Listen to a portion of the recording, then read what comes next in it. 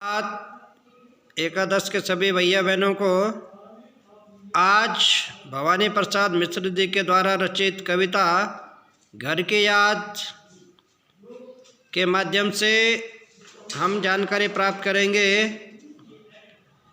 घर की याद कविता में घर के मर्म का उद्घाटन है। कवि को जेल प्रवास के दौरान घर से विस्थापन की पीड़ा सालती है। कवि के स्मृति संसार में उसके परिजन एक एक कर शामिल होते जाते हैं। घर के अवधारणा की सार्थक और मार्मिक याद कविता के केंद्रीय संवेदना है।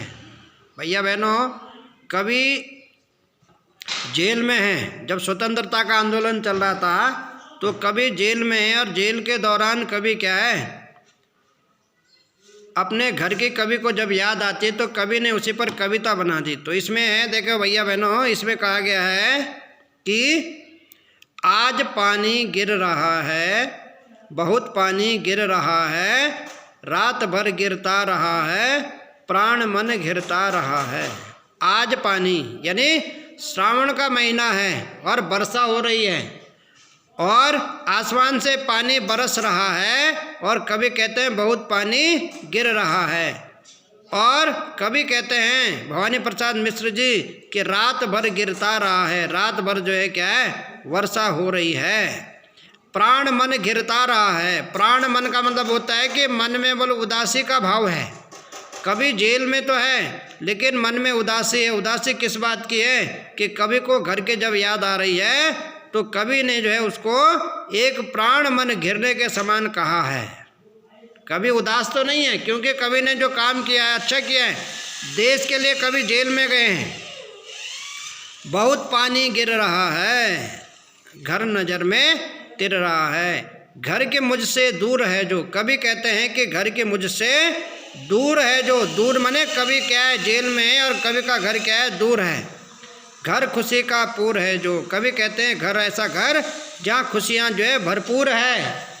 और उसके बाद कवि कहते हैं घर के घर में चार भाई। कवि कहते हैं कि मेरे घर में कितने भाई हैं, चार भाई हैं। और मायके में बहन आई और अब मेरी जो बहन है अपने मायके आई होगी।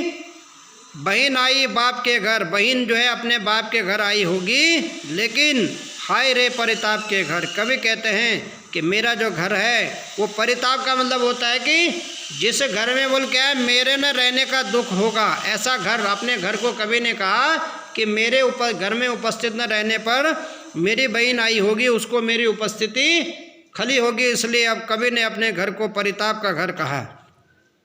घर के घर में सब जुड़े हैं। घर कवि ने कहा मेरा घर है जिस घर में बोल क्या है सभी लोग जुड़े। जुड़े माने भाई बहन बोल सब मेरे घर में हैं लेकिन मैं घर में नहीं हूँ। सबके इतने कब जुड़े हैं। कवि कहते हैं कि मेरा घर बोल ऐसा है कि इसमें कोई किसी से क्या है अलग नहीं है, सब एक दूसरे के क्या है करीब हैं, लेकिन केवल कारण इतना है मैं घर पर नहीं हूँ। चार भाई चार बहनें, बहनें चार भाई हैं चार बहनें हैं और भुजा भाई प्यार बहनें। भाई बोल क्या है भुजाओं के समान जो है और बहनें जो है अपने भाइयों को स्नेह प्रदान करने वाली है।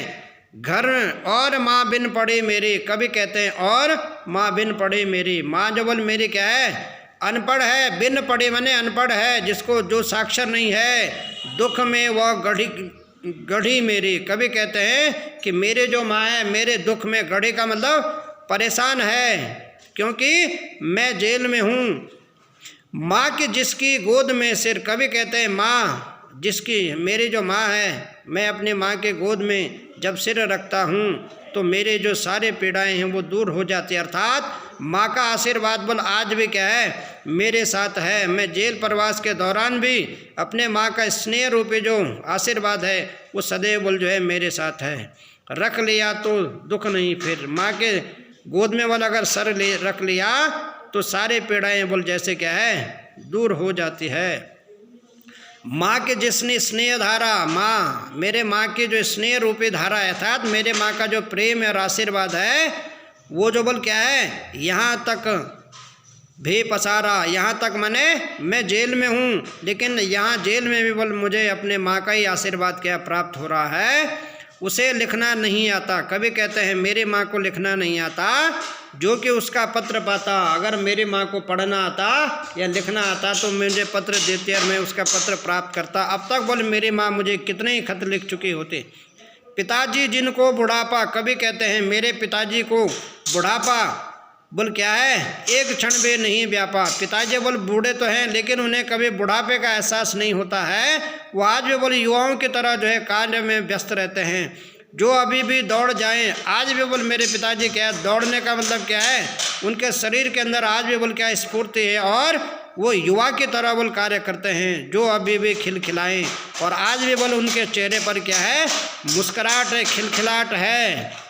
मौत के आगे न हिचके। कभी कहते हैं कि हमें अगर क्या है, मौत भी अगर सामने आ जाए तो भी हमको संकोच नहीं करना चाहिए, क्योंकि हम जो काम कर रहे हैं अपने देश के लिए कर रहे हैं, इसलिए स्वाभिमान में कभी बोल क्या है पीछे नहीं हटना चाहिए।